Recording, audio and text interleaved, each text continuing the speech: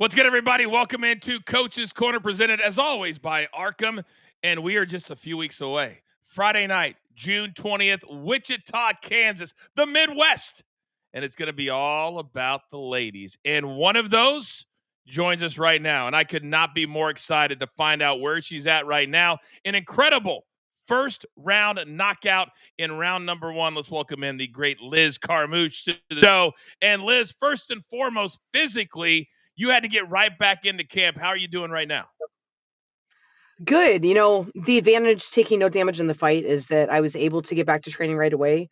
Off the advisement, everybody's like, "Hey, you're in great shape. Go ahead and just let your body decompress and everything relax." In my head, I'm like, "I don't know how to do that. I'm used to right after the fight at 6 a.m. and I'm in the gym doing cardio and lifting and doing things like that." I'm like, "Wait, you actually want me to like relax and stuff when a short notice fight?" And I thought it was gonna put me on a little bit of a setback, but honestly, I felt even healthier for the first time doing that and letting my body recover for a second and then getting back into training full swing. I really felt like your result after spending time with you in Orlando was, I expected it. I thought your vibe was great. I thought your confidence was on point, and I felt like you were completely prepared. Was that the correct assessment for you? Yeah, absolutely. I definitely felt like I did everything right. I've tried to listen to my different coaching staff and make sure that I'm putting a lot of trust in other people's hands that do this for a living. In the sense of like recovery and nutrition, strength and conditioning. A lot of it was through trial and error of my own. Mhm. And it was exactly that, through trial and error. So I make mistakes. So I put it in the hands of other people, and I feel like it just made it so much less stressful on myself. And I knew that things could run smoother with other people taking the wheel on certain things. The mental game is obviously so big, and I feel like when you told us you had a couple of bucket list things that you wanted to accomplish before you're done, I felt like maybe being specific, because most fighters go, I just want to get the dub and move on. Do you think that since you were thinking about some fun things, that maybe that loosened you up just a little bit? Yeah, absolutely. I mean, for one, it's a little bit of accountability, and I learned that a few fights ago when I put out there. I'm like, no, I think I could finish Kana. I think I could finish her within the first 2:30 of the first round, and then it put on that sense of urgency, and I got a 35-second finish. And so, in the same sense, by me putting that out there, I then have to back what I'm saying. And that person where I'm not going to trash talk, but I'm going to put that sense of urgency on myself to have to show up and perform that much better than I normally do. So you guys are going to be in week number two. We have Nashville on June 12th, then Wichita, and then we have Chicago, Illinois.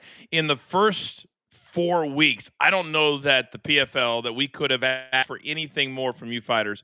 21 out of 32 fights were a finish. You were one of those 21. Why do you think that the excitement level and the finish rate was so high throughout those 4 weeks? I think just everybody's having a good refresh. For some of us, last year was our first time as a part of PFL.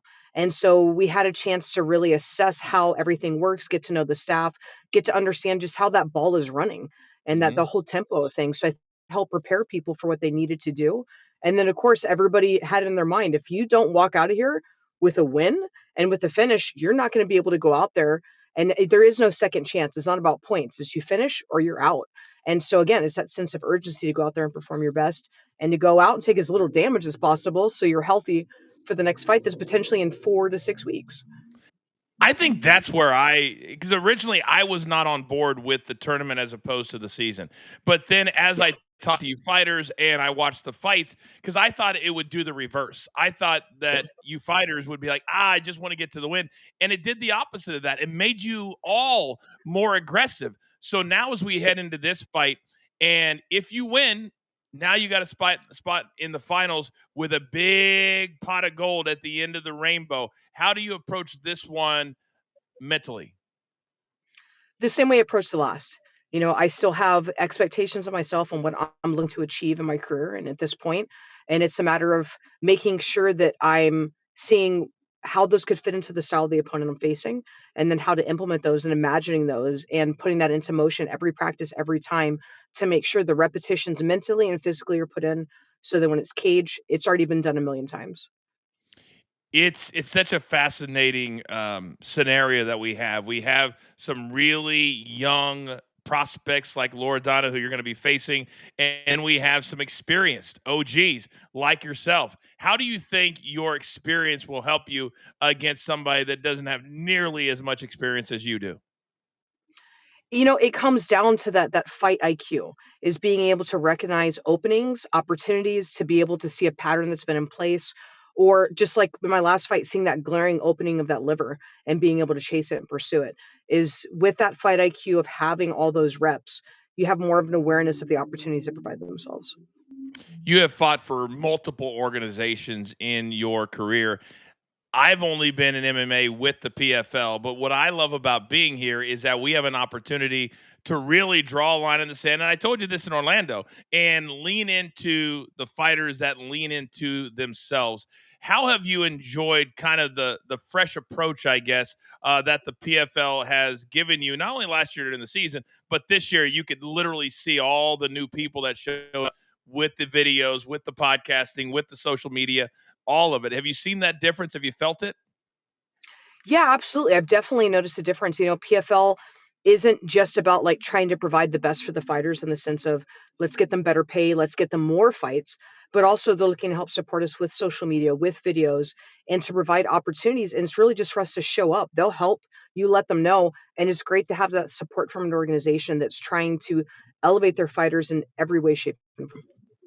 It's interesting because when I look at you, I see such a unique talent.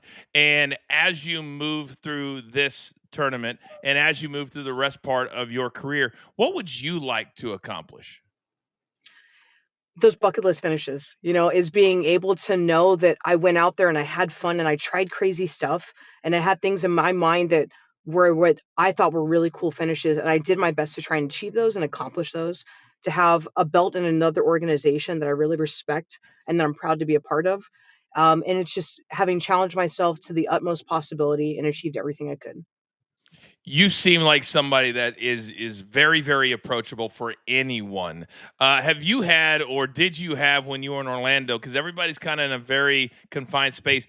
Did you have anybody asking for your advice at all? No, surprisingly, not really advice. I had some fighters that weren't a part of PFL that are like, "Hey, I'm interested in someday being where you're at. What's some advice you can give me?" But as far as within the realm of the PFL fighters, no. Honestly, it was outside of those with the people that their future prospects and possibilities are still aren't aligned yet for what they want to do. I had so many people that sent me DMs or text messages or whatever the case might be, and especially after the night that you all fought, and they feel like there's a shift. And again, it's only a couple of months, but what we want to become is a place that's not just about, well, their contract ran out at the UFC, so they came to the PFL, but it's really a place where fighters can either come and build their entire careers, or if it's somebody like you can come and say, listen, I want to spend the rest of my career here. What is it about what you're experiencing now with this world tournament that you enjoy so much? For one, it's the tempo of knowing when a season is, knowing when the tournament time frame is gonna be. Before the other organizations, like, "Okay, stay ready. I wanna go on a vacation with my wife and with my family." And then they're like, "Hey, can you take a fight in 6 weeks?" I'm like, "Well, I don't wanna miss out on that opportunity and that be a pivotal part of my career that could have skyrocketed to where I wanna go, and because I said no, I now lost out on something great." In PFL what you have to achieve. You know when you're fighting, when you have to get ready by, and that makes it just so much less stressful. And then 2, the tempo. I love fighting often, being able to come back to camp.